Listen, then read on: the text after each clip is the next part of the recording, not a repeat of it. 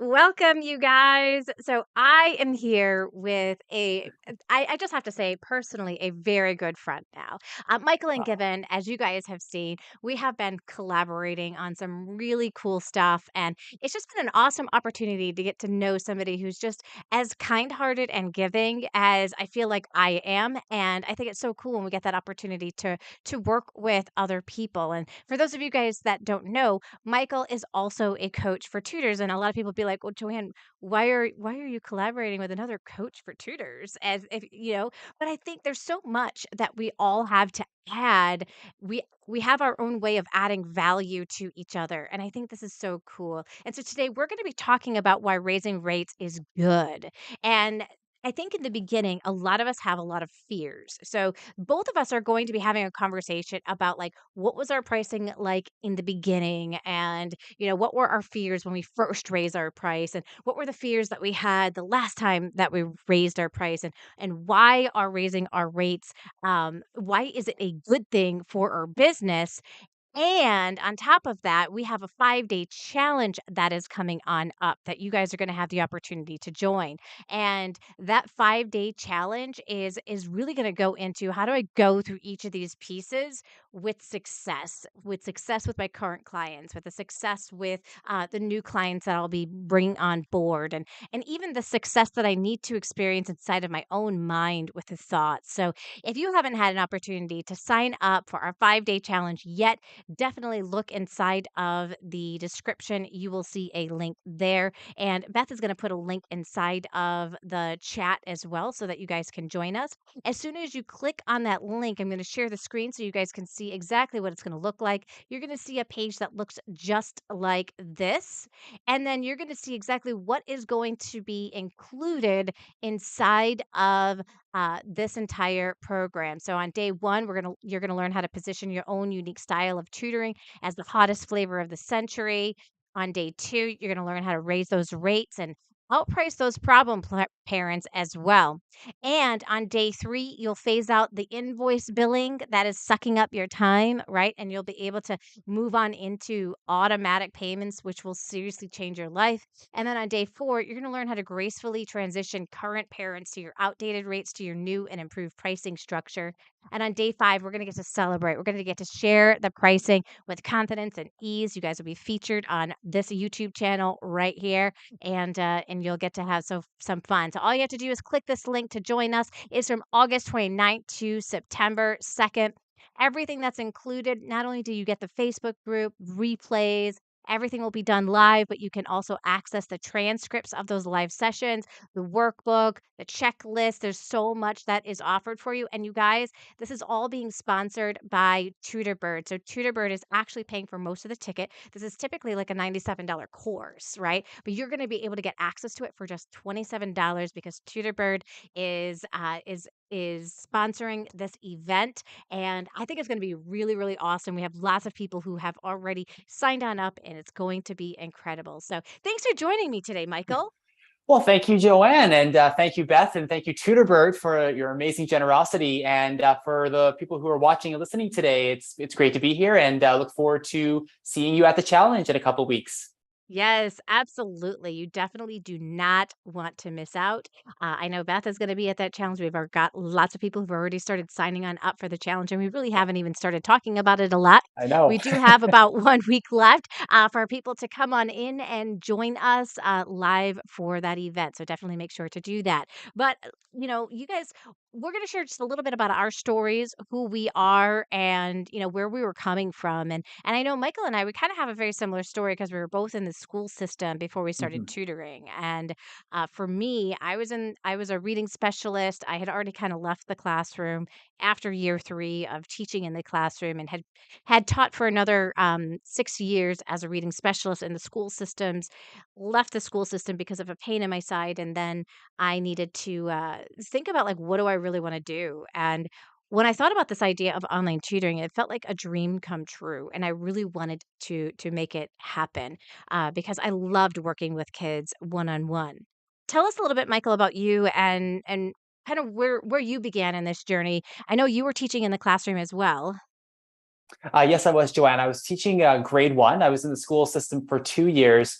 And I really burnout had kicked in by the end of year two, and I was also moving to a new city after that year, and I felt like now's the time for change. Now's the time to think things over. And I really loved tutoring. I had been a tutor just here and there prior to going into the classroom, and I really, really fell in love with it.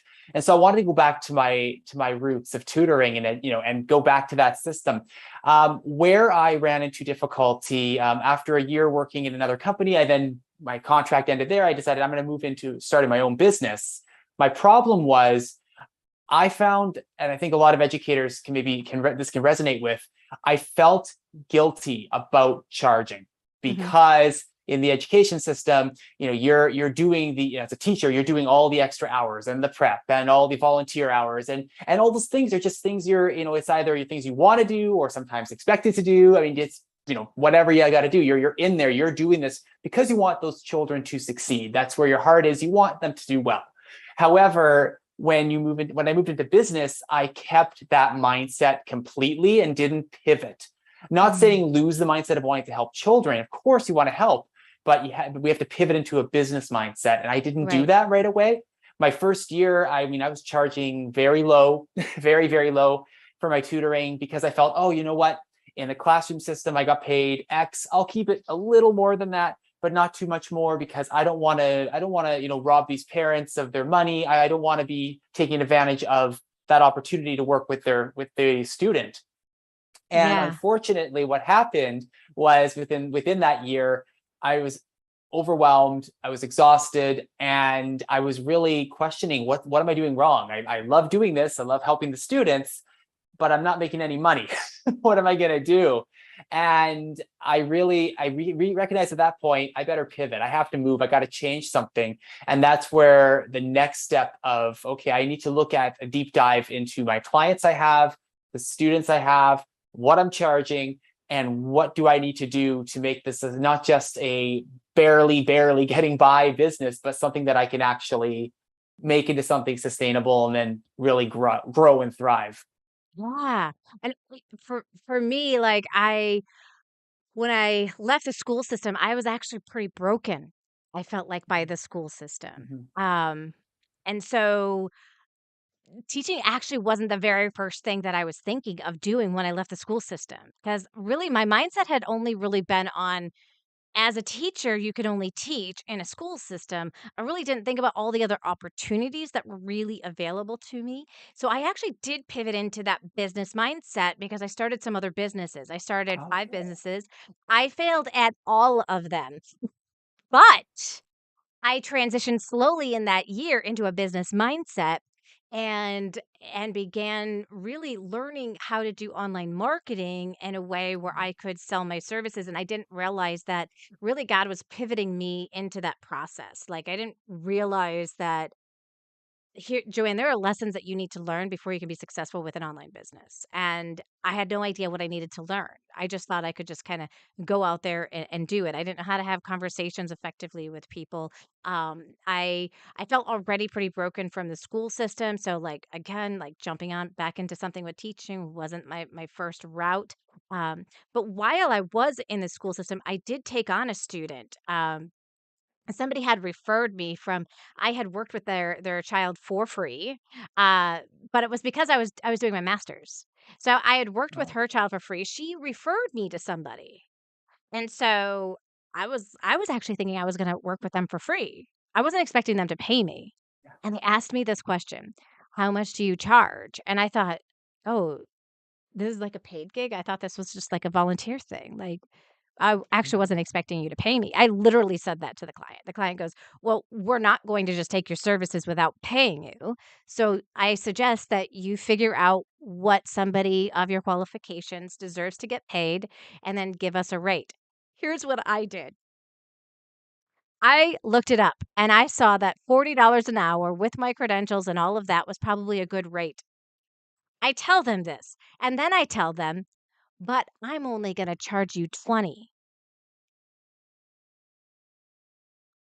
Shot myself in the foot because you know what? Not only was I driving to their house, but then the mom wanted feedback after every single session. So it was like 2.5 hours every Saturday for 1 hour of student. And I also didn't understand my time very well. So my sessions would last anywhere from an hour to an hour and a half. It was like, look, this is what I need to teach you. And once I do that, we're good. So I really didn't value the work that I was doing with this child, and he ended up getting the results that we wanted. His goal was to get proficient on the reading test that they needed to take in 3rd grade, and he got that. And Mhm. so the parents were super excited about those results and everything, but I really wasn't doing it for a business. But here's what I did think. I thought, if I ever did this as a business, driving to people's houses would be a terrible business model. Because it takes up so much Yeah. time. Even if they Mhm. live close, they're only 15 minutes away, it seems close, but it's still a terrible business model. It doesn't it's not going to help you be able to make the most amount of money. So, yeah, so we're a little bit different on that area. I love how you said you felt like you were going to rob the parents. Yeah. Like, I Abs- feel like that. Yeah. Yeah, no, absolutely. And I kind of going off what you had just mentioned about, I was smiling because you said for $20, and I was going all over and doing all this extra. That was exactly year one and a bit was that model. And yeah, you can't do that. It's you have to add up all those different elements. And yeah, the robbing the parents. I think it's the question. It would really, if you're thinking that way, or if you're wondering about, well, oh, I really don't deserve. It's really you got to look inward and wonder, why do you feel that way? And that, for me, that was my big thing, was, well, why do I not feel I deserve, the amount of more money than $20 an hour or $15 an hour? Why am I feeling this way about myself? And what do I need to do to change that? And it was just doing a lot of self-reflection, and also looking at, okay, well, these tutors are making like 3, 4 times what I'm making, but maybe there's something they have that I don't. And it Mhm. was really that self-discovery of trying to pull away from where I think there is a mindset. You have a giver's mindset as a teacher, and keeping that, but also expanding to a business mindset of, you can still charge your worth. And that was hard for me. It took a little while to get there, because I just felt like I wasn't worth it, because I want Right. to give my services, but how do I even think of raising my prices to something else? They're all going to, I was scared I'd lose my clients. I was scared I would not be able to say that to parents, because I'm already getting paid to tutor, and now I want more. So that Right. was where I was coming from. Yeah, for sure. And I remember that whole idea of, um I'm only working with 1 kid now versus 30, like, how could that be more valuable? Hmm. Right? Like, why would people Yeah. pay me more to do that than Hmm. what I'm doing in the school system? Not only that, Hmm. I kind of had I don't know, like, when you were a teacher, I don't know if this happened to you, but I kinda went through this. Like, I kinda saw, like, some of my other teacher friends leave and do some tutoring, and I kinda thought, "Oh my gosh, what a waste of education for them." Like, they went to school, they got their education, and now they're just gonna tutor? Like, a high school kid can tutor. I almost thought of it as, like, a lesser than position. Did you kinda go through that at all? I really, yeah, when I left, actually, when I was initially, when I graduated from education, I went and I tutored for several months, at a learning center before getting my teaching job. And even then, the director had said, paraphrasing, the director said, this is just a stepping stone before you go into the classroom, and we won't see you again. This is just kind of a temporary pit stop for you before you go into your career in the classroom. And I really, because yeah, there were some other things going on in my personal life that second year, that when I left the classroom, I was really exhausted and burnt out. And I remember feeling like such a failure. And that stuck with me for a good couple of years afterwards, where I felt like, wow, I couldn't hack it as a teacher. And now I'm a tutor again. And what did I do wrong?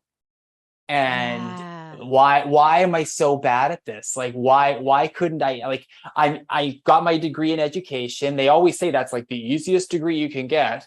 And then I've bombed that in the classroom. What's wrong with me? And that really, Sure. that mantra played like a tape for, not all the time, but it played. Like, Yeah. I still heard it and I felt it. Or if I saw a teacher going into a school, I felt like that should be me. What did I do wrong? Oh, I couldn't hack it with the kids. Oh, I'm terrible.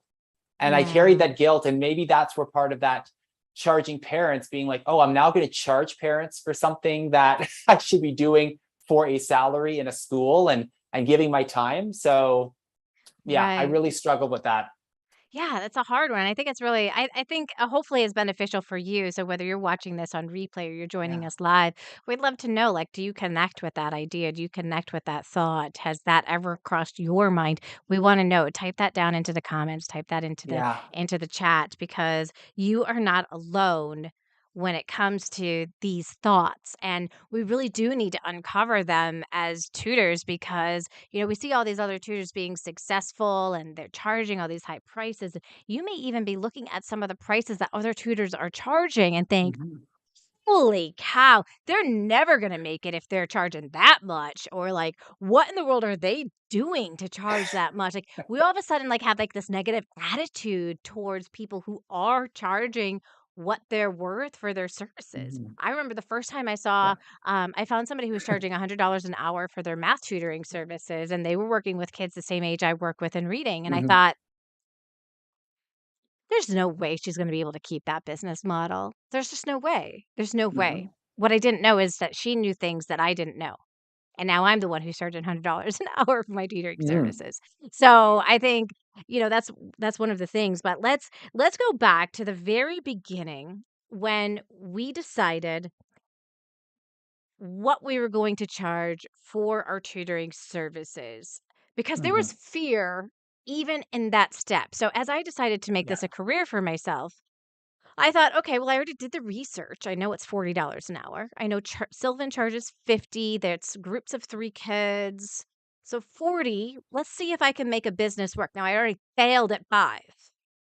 So I was starting to like kind of lose my steam and my momentum that I'm going to be able to start my own business, right? But here I am saying, "Oh, I'm going to charge $40 an hour." I didn't know if parents would pay $40 an hour.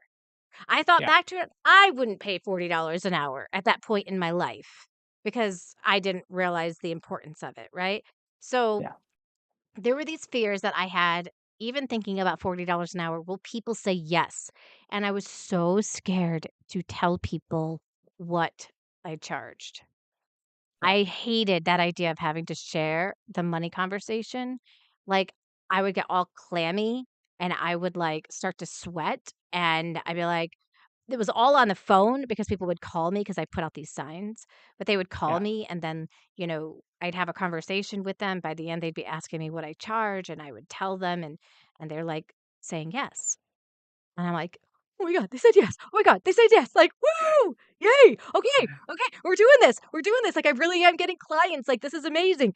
But, like, the fears that I had before even saying it, they were real. Like, they were real fears that I Mhm. had. Like, will people say yes? Will people tell me I charge too much?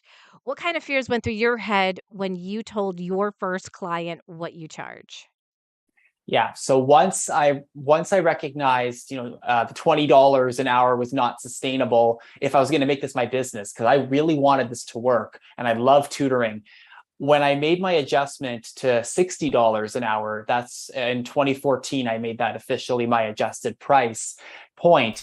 I also realized I can't just say this is the price. I need to have a dialogue with, because for myself, I similar to yourself, I was getting cold and clammy and the dry mouth and you can't even, tongue tied. And so I was like, I need to change the way I do this. And I got some great advice from someone who was like, write down, like have a script of sorts of what you're going to say when you're talking to a customer. But I realized as well, I'm not a telemarketer. I don't want to be sitting there with a 5-page script because that's not authentic and it's not me. So I decided I'm going to start my conversation with a client instead of saying, "Hey, here's our package, our price," simply with, "Thank you so much for calling," or they'd email, "Thank you so much for emailing about so and so and what you're looking for. I'd love to learn more from you. How can I help?" And then just letting that quiet space come in and let them fill it with sharing about what they need. So that Mhm, when I had that conversation, I could then really customize the value of what I was going to offer. And that mhm, was the mindset shift I needed, because I was so quick to be like, "Oh, well, if someone said, tell us more about you," and I didn't give them a chance to tell more about themselves, I'd be so quick to be like, "Whoa, I'm a customized tutoring company and I'm in Toronto and I'm 25 or $40 or $60 an hour and da da da da da da da." And that turns people off, I found from yes, my yes, experience. And that was yes. a big learning curve. It took me that first year and a half where I was doing $20 an hour. I would have parents say, well, can I get a discount? Oh, 20, I don't know, because I was not focusing on the client. And that's a way to get over your fear of getting to the price, is you have that dialogue with a client about them, what their needs are. And that gives you so many advantages in terms of how you can offer a solution to them, because Mhm. you now know things that they wouldn't have told you if you hadn't asked, if you had leapt in right away with price to get it over with, or because you were nervous and you wanted to just share. Yeah. So that was a big mind, because I was like, oh my gosh, $20 an hour was hard enough. And $60 an hour, how the heck am I going to offer a package to them and do that without going into full dry mouth? And it was just, no, you have to offer, just let them share. And Yeah. then that'll help calm your nerves, lower their any potential hackles they have up. That lowers that and builds the trust. And that Mhm. trust cluster was really, really important. So Yeah. that when we got to the point of price, and it was like, oh yeah, we have our package. Here's the journey we're going to go on. It's $600. They're less inclined to go, ooh, because you've built some trust with them, and now they're open to hearing about it. Yeah. Yeah. And if I may, just something else that I found really important when you're raising your rates, there's this, I think it's a bit of a misconception. I'm not sure if Joanne, if you noticed this, or if anybody who's watching or listening has noticed this as well. There is a misconception that and I found this my first year. I remember when I was met with objections the first time, I felt so upset, and I felt like such a failure. And I remember being so, like, almost crying, because I was so upset that people were like, oh, well, how come this and why that? And da da da da da. And it took me a bit, some time growing as a business owner to recognize, if there is an objection that comes up in the conversation, almost most, like 90+% of the time, that is a wonderful thing, because your potential customer is interested in what you have to offer. They wouldn't ask otherwise. They would just say, okay, thank you, bye. They'd get off the phone with you as fast as possible. If they're putting an objection up, it's your opportunity to peel the layers and figure out what's there, why they feel that way, and Mhm. help see what they're doing. So then again, you're showing value by trying to see what's there and re-emphasizing that value. And then the price can become less and less of an issue. So that was a big thing for me. I remember meeting objections about not even price, but, oh, what are like, show us your qualifications, prove this, prove that. I felt, oh my gosh, I'm being, they're mad at me. And it's like, no, they're not mad at all. They want to know what's best for their VIPs, their Right. children. And Right. so that's just, it's okay to take any objection or concern, take it in stride and be like, this is great. They're concerned. They want to know things. Great. This is a golden opportunity to connect. Yeah. The only thing that you wanna make sure that you're real careful about, you guys, Mhm. is who's in control of that conversation, Mhm. right? And Yeah. I think you wanna be the driver of the conversation, and so when you're having these conversations with people, don't allow there to be dead space time. This isn't the time for that. This is not a teaching opportunity, right? Like, when I'm Yeah. teaching, I give think time. I'm not I You don't wanna give think time in this conversation for them at this point. What you wanna do is always have another question that is going to dive deeper into what their child is struggling with. So tell me Yeah. more about what your child is struggling with. Have they received any interventions? What are some things that you've already tried at home? What Mhm. is it that you're specifically looking for? If one thing could happen for your child and come true, what would you want that to be? Right? Yeah. You're helping to drive that interest in wanting to move forward with you, but the Mhm. real secret is to not leave that dead air time, because they will ask you the only question they know: How much do you how much do you cost? charge? That's it. Exactly. That's Yeah. all they know. They don't know anything else. It's not their fault. That's all they're thinking about, Yeah. right? And so, but there's a Mhm. right time for that question to be answered and a wrong time. So if you leave that dead air time and you're not asking in them another probing question to find out more about specifically their child, you will lose that opportunity. They're going to ask you how much you charge, and they may cut the conversation short because of that, and you may lose them.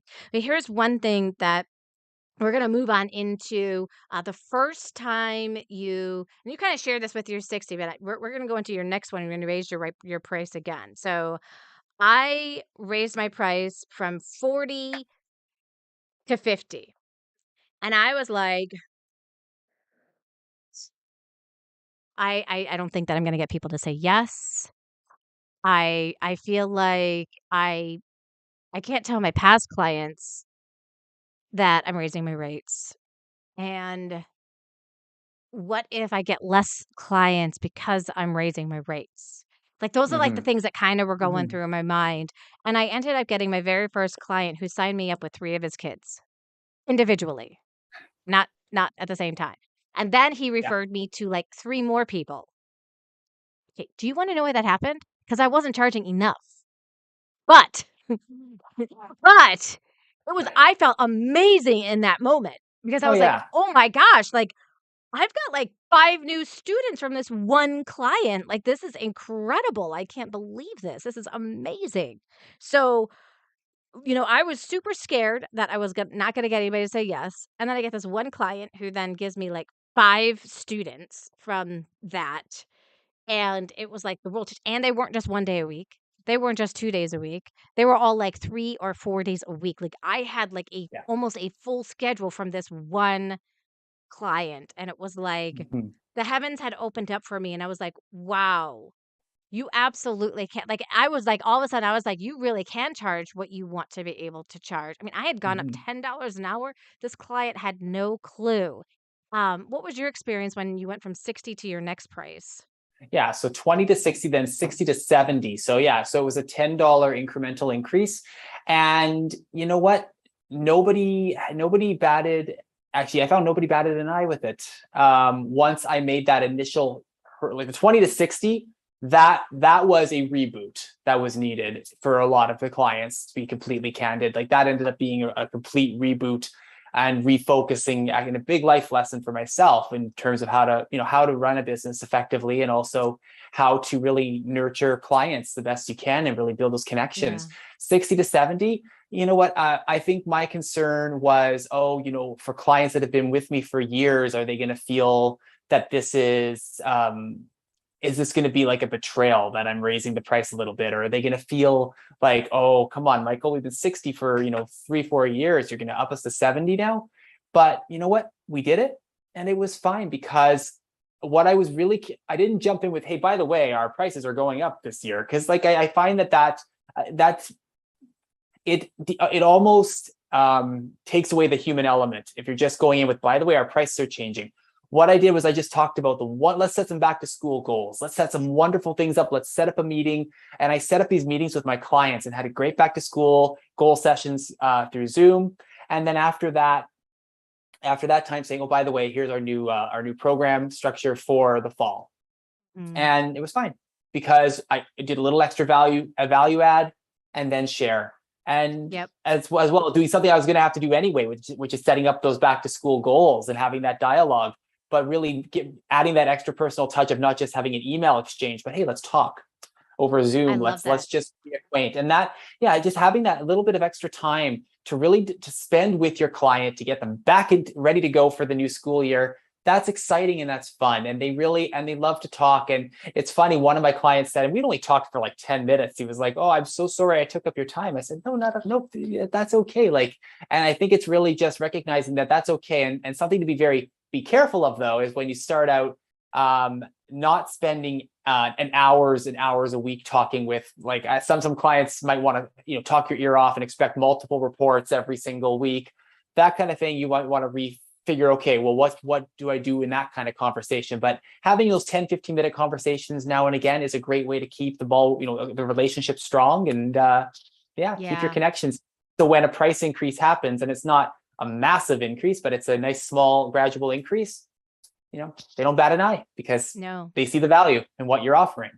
Exactly, exactly, and you don't even have to I mean, you could raise your prices, let's say you raise your prices to 70 for current clients, but any new clients that come on, you're gonna raise it Mhm. to 85, right? Like, Mhm. they don't know, but you can tell them, like, "Hey, since you are a valued client of mine, I am raising my rates. However, because you've been with me so long, I'm only raising my rates to this amount for you because you've continued to stick with me. But for people who come on that are brand new, my rates will be this." Now it's interesting. Catherine Nally mentioned that she she had bumped her rates from 45 to 60, and she got terrible clients, which is very interesting. She said Mhm. they're rude, they were demanding, they were mean. So that's interesting because I have never Yeah. experienced that when I have raised my rates, that going from 45 to 60.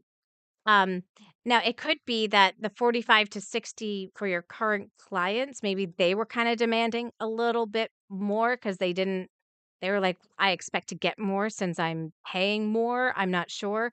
But I've never had it where a client has come in at a certain price and they've been terrible client because I'm charging $100 an hour. That's not been a reason why I've had a terrible client. That's it's not really based Yeah. off of the rate and them being demanding, so I'm wondering if it was just kind of just a weird thing that has now psyched you out. It was only new clients. That's really that's really interesting. I would say that it psyched you out, Catherine, from wanting to raise your rates.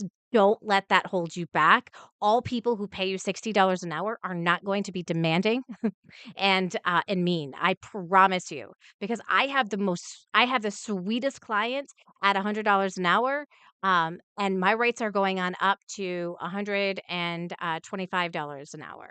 So I know that it's not the money thing, that you just happen to hit like a bad spot of weird clients. You might want to think about, where did those clients come from? Were you going through your own marketing strategy where they were getting to learn about you because of the content and stuff you've put online?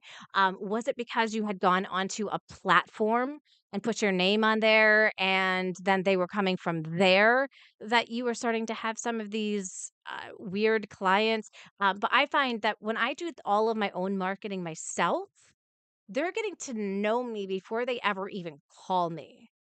They're almost like saying, "Yes, I'm a good fit," or disqualifying themselves, "No, I'm not a good fit," based off all of that information. So, from Mhm. Wyzant, I had a feeling. Wyzant, yeah. So this is you have to think about, how do I want my clients to find me? Because Wyzant clients aren't used to paying $60 an hour, right? And so that's why you probably ended up getting them being like demanding and all of that kind of stuff. But all of my own marketing is done through my website, the content I create, the Yeah. engagement that I do on social media. And I'm not really tapping on into some of those other resources. And I get the most genuine, amazing clients that I love working with. And so when your marketing is extremely clear on what it is that you do, how you can do it, and you know exactly who you're trying to attract, those other people that don't kind of fit that mold will kind of leave and flitter away. So it is important to get to know, and that we're going to dive deeper on into that with the 5-day challenge of, how Mhm. is it that I specifically get those clients that I love working with, who don't mind paying the rate that I Yeah. charge. And I think that's really a big piece of that. All right, the last Absolutely. time I raised my rates, I actually went from 75 to 100. So I went up $25. And again, you would think, after raising my rates how many times, that I would be like, "Okay, I got this. I can totally do it. I teach people how to do it, right? So of course I'm Mhm. gonna be able to do this without a problem." Still, like, I still was just like, "Oh my gosh, I can't believe I'm charging $100 an hour." Like, I can't believe. Guess what I started having? I started having people signing up for 2 hours a week. "Shut the front door," is what I said. Wait, how is it that I was struggling to get people signing up for 1 hour for the $75, but now I'm getting people signing up for the 2 hours with the $100 an hour? Like, how is this happening? Mhm. I just it was something I couldn't fathom, and then I realized I made a mistake. I Oh. kept my clients at $75. If they were going to pay 150 for the 2 hours, and they would be paying $200, like $100 an Oh, hour. okay. I Yeah. didn't realize I had made the mistake, but it was a mistake that saved my life, because now here's what I'm doing moving forward. I'm moving my rates to 125 an hour, or $200 for um or $125 for 1 hour, or they can get 2 hours for $200. Mhm. Because it's a lot easier for me to schedule one kid for 2 hours a week than one kid once a week. and slowly go through those goals, right? If I can get them for 2 hours a week, Hmm. we're gonna get to go through those goals faster. So I'm gonna raise my rates again, but keep them like where I wanna get paid now. But if they want the 1 hour week, I'm gonna be making a slight bump there with the money. Yeah. And for the Perfect. first time, I actually feel okay with it because of that mistake that I made prior. Like I feel like Hmm. I feel like this is gonna be a really good thing for my business, and I'm really excited about it. Like, this is the first time after, like, 5 times of price raising my price that I actually feel really confident about doing this. How about you? The last time you raised your rates, what happened?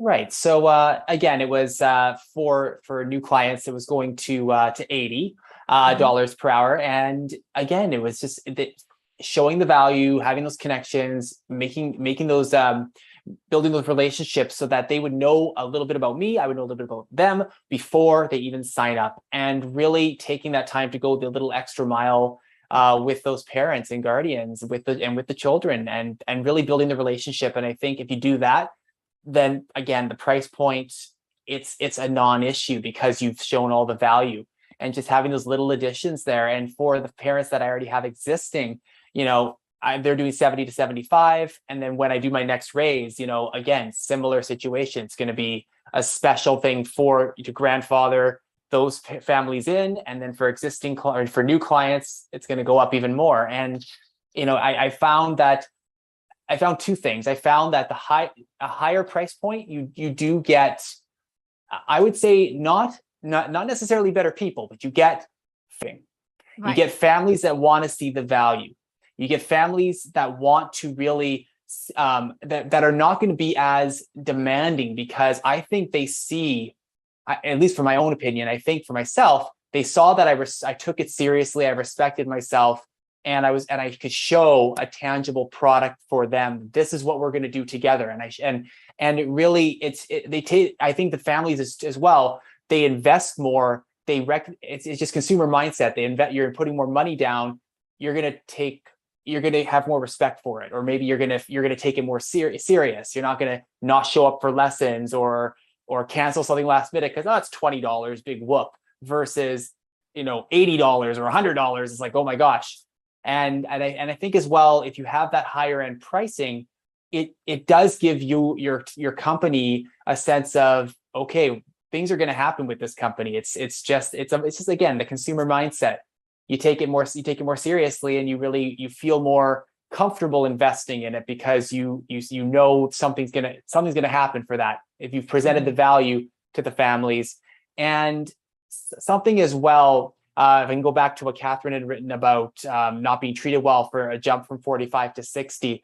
I can say when I made that jump from 20 to 60, I only had one client that was, high demand and was not very respectful and was difficult in a situation, and really was all about, well, I spent this money, I'm not happy, da da da da, and it was all about the price right from the first jump of the lessons. And that was on me, that I should have assessed the situation better and been like, is this going to be the right fit? Because you Yeah. don't have to, as a starting tutoring company, or when you're raising your rates, you don't have, it's so much easier said than done, but you have to think of ways that you can feel good about yourself saying no to a client, or saying, yes, I want to work with this client, and trust your gut, because your gut is going to be one of your key items that you're going to use. And trust your gut and be like, okay, is this going to be a difficult situation? Because I signed that client up thinking, oh my gosh, another $60 an hour client. Yes. And it was so stressful because every lesson was demanding, and helicoptering what was going on, and asking for feedback, and demanding, to know why things are being charged. And it was just, you don't need that headache. You're No, building a absolutely not. business. You don't deserve that. You're worth more than that. Yep. And something we as tutors have, which is an advantage, frankly, over, when we're in the classroom. When you're in the classroom, you don't get the opportunity to select your families that you're going to work with, and Right. you have an advantage as a tutor to say, I want to work with this family because I feel a good chemistry. I know their hearts in it, our values align. This is going to be really a wonderful fit. and saying, well, I don't think this is the right fit. I can tell they're very abrasive and aggressive, and I don't think this is going to be the right fit for me. I got to look out for myself as much as I want to help this student. I have an option to pull away. And you know what? You're okay for doing that because you can fill your time with things that are going to be less draining.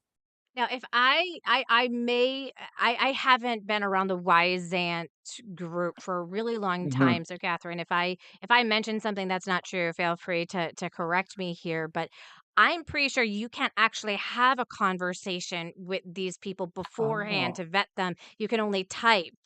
Like, you're not allowed to contact them ahead of time because really? Wyzant doesn't want you poaching the client from the Mm, system, and so then it's like you don't have the ability to go through a true, like, sales funnel okay. appropriately so that you can go through that vetting process, but I might be off, maybe they've changed it now so that you have that opportunity to do that, but I feel like that's, again, why I set up my own marketing. I don't share my revenue, I don't share any of my profits with another company. I'm completely solo, and I'm keeping that entire amount except for the part that I have to, pay taxes on, right? But because I do run a legit business, but Mm-hmm. I think that that's one of the things that you want to think about too is how am I getting people to find out more about me? Just sticking to one platform is going to cause problems when it comes to raising rates, knowing your self worth, because uh, platforms are gonna determine your self-worth. That happened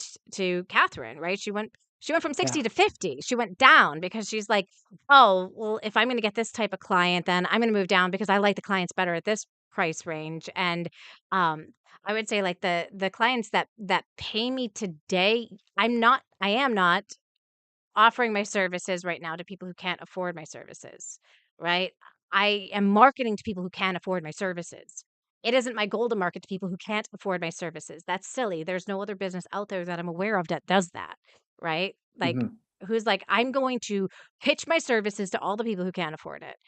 No, I'm pitching my services. So I need to understand that ideal client inside and out. What's important to them? What's not important to them? Mm-hmm. I need to, what are they thinking? What are they seeing? What are they hearing, feeling, thinking? I need to go through that entire process to really get into their mindset, to know their values as well, not just what I value, but what their values are so that I can provide something that they are then going to want to hire me to work with all of their kids. Yeah, and I also want to make as kind of as off of what you're saying with the ideal client, and I think this is really an important piece of advice I got years and years and years ago when I was starting, and it's something that I hold on to is never feel that, oh, if somebody is of, if somebody does not appear to have the financial means, that you can't work with them or they can't afford you. Never assume somebody's financial situation ever. Because I can tell you when I worked $20 an hour, 60, 70, I had clients that lived in, multi-million dollar homes. I had clients that were living in, community housing or small apartments. And Mhm. you never know the situation that someone's in. But if it's how are they going to invest their money is their decision. If you are putting your heart in the right place and you're going to give the best result you can, if they want to spend whatever their money is, whatever their financial situation is, regardless. I gave both ends of the spectrum there, but Yeah. there's a whole bunch of falls in between, of course. But just never ever assume or feel that, oh, somebody can't afford it, so I'm not even gonna, I don't want to engage in this. Don't do that. Right. And yeah, like always feel like don't be just chasing after affluent clients, because that's not going to be necessarily a sustainable, or really is that going to be the right business mindset to have. Go after what's going to be the ideal client for your business, who's going to have the heart for what you are offering, who's going to want to work with you, which children can you help make a difference with, and Yeah. connect with those families and build great relationships. So I just wanted to share Yeah. that, like, just please never, don't judge that. Just look into who these people are as people and see Yep. what's going to be best fit, because you might find that the people who live in the big house are going to be a disastrous fit for you, and don't go for it. Yeah, exactly, exactly, and you can kinda tell from that very first initial conversation. So, Catherine Hmm. said that you can't do, like, a free assessment or, a Oh, free quick session, so you do have that ability to have that conversation, okay. a little bit on there, but it is gonna be up to you to learn how to master that conversation. Mhm. A lot of people think they know how to go about it, but then, I practice it all the time. My Jumpstart Yeah. Your Online Tutoring Business Masterclass that we practice the conversation, and there's always feedback that I'm able to give people no matter how much experience they have had to take the conversation to the next level.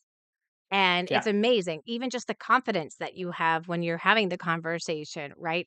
And little words that you say here and there. Like, so we're going to talk about that in the Raise Your Reach challenge. Like, what are those little special phrases that you need to make Hmm. sure that you add on in, even if you're not going off of a script? What do you need to make sure to do every time so that you now have a client, you know exactly what's happening next, you know when their next start date is, you know all of that information. Well, let's talk about why raising your rates is good because I think, you know, uh, as teachers, we just think again, um, usually I was just used to, the school system giving me a raise whenever they wanted to. And, for some, that was every year. As I moved into a reading specialist position, I was actually told I no longer got raises. I was like, wait, what? Like, how?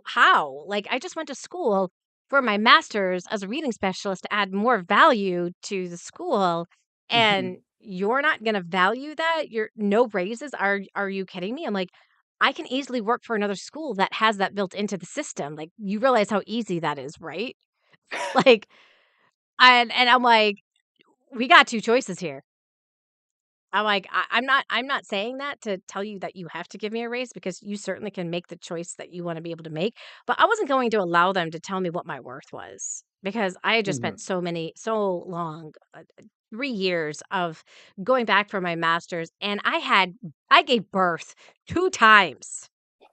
Okay, through that process. So I was like, no, not gonna happen." But there are reasons, really good reasons, for you to raise your rates, right? Hmm. Because you have your own value. What are some reasons why over time you've decided to raise your rates, Michael? I think recognizing, well, first of all, recognizing, I think the value of what is it that I'm offering to clients, and what are the results I've been seeing, and looking at the bigger picture of what has this tutoring meant, and thinking, you know what, I deserve this. Like, I deserve Mm, to charge my worth, because nobody can tell me, oh, you're gonna make this much and that's it. I'm the only person capping is myself. right. And I recognize, no, like, I've been doing this for a long time. I deserve to have a raise for this. Here's the value. And I would write down, these are the things I do that are valuable. These are the things that I've seen go well. These are things I can pivot. But looking at the first two lists, especially, I'm like, okay, well, if there's so much on the first two lists, like, jump up and go for it. Why are you holding yourself back from doing that? Yeah. And also just recognizing too, year over year, businesses raise their, inflation, and I mean, strictly from a logic point of view, just the inflation and money, money over time, you need to go up and do that. But from the business side and the emotion side and the rational side, I'm like, look at what you're bringing forward, the value, and look at what you're doing for yourself and what you're doing for others, and make that adjustment. Because Yeah. if it's time, it's time, and you'll know if it's time. You'll have that stirring and feeling of, checking your worth and being like, am I charging enough for what I'm doing? And at that time, check in with yourself and see, okay, what are we doing so far? What's working? What do we need to grow and pivot? And when we grow and pivot, what can we charge, or Yep. what can we do to make this model even better? Yeah. And Yeah. yeah, and then that's the time to make the jump. And if you're confident in it and you're presenting the value, then families get on board with that. Yeah. Most families will jump on board because you've got the relationships with them. If they're new, they just know this model. So, Yeah. so it's a Yeah. lot, yeah. So it's a lot easier to do that with new, actually, it's different. I shouldn't say easier. With new clients, they know the latest model. With your new Yeah. clients, it's an upgrade, it's an update. So it's exciting. Yeah, yeah.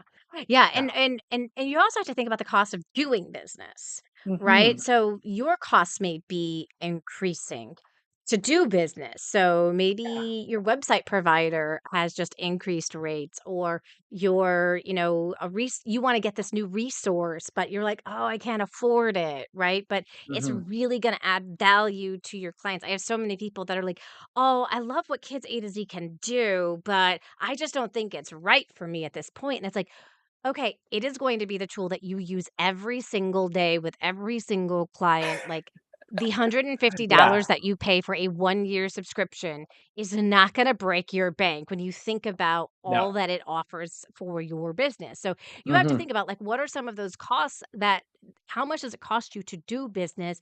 And are these resources that you're consistently using to add Yeah. value and raise it to the next level, right, compared to other people? So think about too, like, what is that value? Like, figure that out for yourself. But like, what other resources are you providing for your client that they can even use in between sessions, so that Yeah. they're continuing to have their child work without you having to plan out every single assignment, or those kinds of things, right? So it's another Absolutely. reason to raise your rates, is so that you can afford the things that you need to afford. Another reason to Yeah. raise your rates, I have people who tell me this all the time. But Joanne, I get paid on Venmo. And I think, that sounds like a good idea, but Venmo has a business account. And it may seem like it's great because if you just transfer money on Venmo, they can just pay you and they don't have to pay any of those. You don't have to Yeah. take any of those other cuts. The biggest problem isn't the platform you're using at that point in time. The biggest reason is, why are you using that platform? Because I don't want to pay the credit card fees. If you don't wanna pay the credit card fees, you are not charging enough, Yeah. That's a right? great point because Because it's a cost of yeah. doing business. Absolutely. And and I mean, I can definitely, I will say, like, if you're a tutor, very, very, very part-time, you got one client, or Sure, you're not, sure, this is not a sure, main, sure. yeah, This isn't a business. e-transfer, Right, fine. right. It's not That's a, a yeah, hobby. exactly. But if you're going to take on 20, 30, 40, students, you need to have a system in place that takes care of invoicing, sending invoice, gets paid, absorb that, take the 2.9% hit or whatever, 3% hit, because you know what? It's going to make you running around asking for e-transfers and texting and emailing. It's just going to become a headache for you in the long term. And it's going to become a disorganized mess. Stick with a Mhm. simple system, keep it simple, pay those fees, and it's going to be the value of doing business, and calibrate your fee, what you charge, to absorb that 2.9%.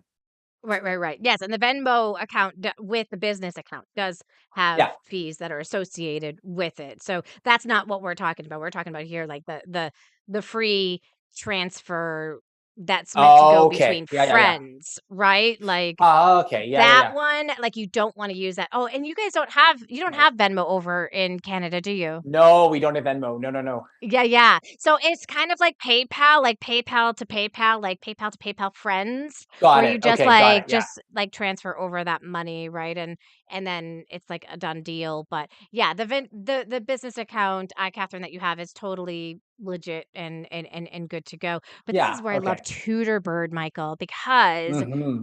TutorBird automatically sends out the invoices and automatically pays them. What? Yes. They're amazing. I know. I love it. I love it. So that it's almost like, okay, so it costs, I think it's like 15 or $20 a month that you pay for an account.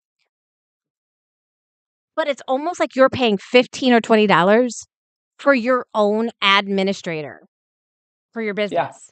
Like, all of the scheduling can be done through there. Everything, like, oh my gosh, if you take a look at all the different pieces and features that they have, if you were to pay for each one of those separately, it would cost you around $200. But they Hmm. have an amazing, amazing um piece in place, and they're going to be sharing with us um during our 5-day challenge, our 5-day Raise Your Rates challenge.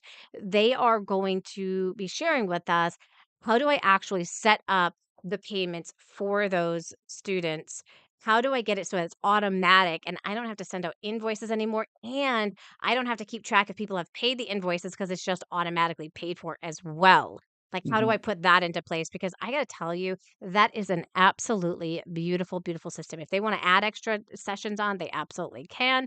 The payment just goes right on through. The invoicing goes on through for you, and all you have to do is just make sure that the numbers are working.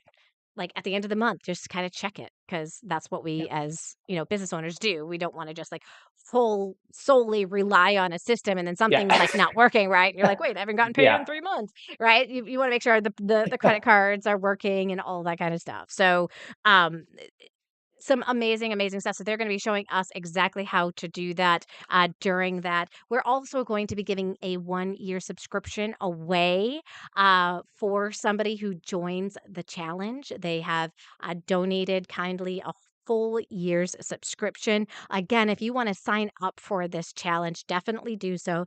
You're going to be given a link. That link is going to bring you to this page right here where it shares with you about creating your business, attracting, some better parents, the authentic pricing, and then each day, what is it that we're going to be focusing on? So you know exactly what this is going to walk you through. And then on the very last day, we're going to be taking people who have taken action and have done the steps for the day so that they can share their price with the world. And we're going to be giving away a 1 year subscription to Tutorbird as well as some books. Um, I have a book that I have written called How to Start an Online Tutoring Business. I'm going to giving away. I know Michael's written a book. He's going to be giving away books. So it is Mhm. going to be incredible. So absolutely love it. Definitely come and join us for the challenge. We've been talking about this for the last month, Michael and I, I and know. It's been great. This is so it is awesome. great. It is. It's gonna be so much fun. So definitely come and join us for this because you will get a lot of value out of it. And you'll learn how to attract that client. Even if you're working with some of those other platforms like Wyzant or tutors.com or anything like that, you're also gonna learn some other things about like how do I actually attract my ideal client, right? And into the mix. And I think that's really key. So thanks for joining Absolutely. us today. Thanks for joining us, Michael. So glad that you guys were able Oh, to thank join you. us and be able to chat about raising your rates. I'm raising my rates in the fall, and I know I deserve it. I'm super excited about my new model, and I'd love to have some of you guys join me as we go through this raise your rates because you deserve to get paid what you are worth. Nobody else can tell you what you're worth Yeah, anymore. All of the control is within your power. We just have to fight one thing: our thoughts, you our got it. old belief systems that aren't working for us anymore. Let's flip them around. Let's do this and let's make 2022 and 2023 an amazing year. You guys ready to do this with me? If you are, say heck yes in that chat. Michael, you ready to do this with me? Oh, heck yes. Yeah. Woo! All Let's do right. it. We're going to do it. All right. You guys enjoy the rest of your day. We'll see you later. Bye, Bye, everyone. everybody.